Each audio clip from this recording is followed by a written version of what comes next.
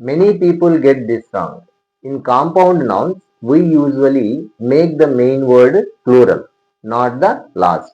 అంటే సంయుక్త పదాలు మనము బహువచన రూపంలో వాడినప్పుడు మెయిన్ వర్డ్ కి మనము ఎస్ అనేది చేర్చవలను. సో ఇక్కడ కాంపౌండ్ నౌన్స్ అంటే ఏంటివి? Father in law, son in law, ఇవి కాంపౌండ్ నౌన్స్ అన్నమాట.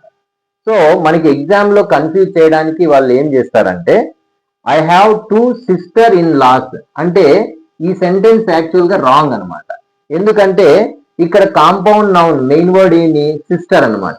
ఈ వాక్యాన్ని మనము బహువచన రూపంలో ఉపయోగించినాం. కానీ ఇక్కడ సిస్టర్ కి ఎస్ చేర్చకుండా మనల్ని కన్ఫ్యూజ్ చేయడానికి ఏం చేశారంటే లాస్ అనే దానికి ఎస్ అనేది చేర్చారు. కాబట్టి ఇటువంటి చిన్న మిస్టేక్ ని మనము మర్చిపోతూ ఉంటాం. కాబట్టి ఇక్కడ ఎస్ అనేది దేనికి చేర్చాలి? మెయిన్ వర్డ్ కి చేర్చాలి. మెయిన్ వర్డ్ ఏమి ఇక్కడ? సిస్టర్స్ అనేది. కాబట్టి కరెక్ట్ సెంటెన్స్ ఏమవుతుందంటే I have 2 sisters in law అనేది కరెక్ట్ సెంటెన్స్ అవుతుంది.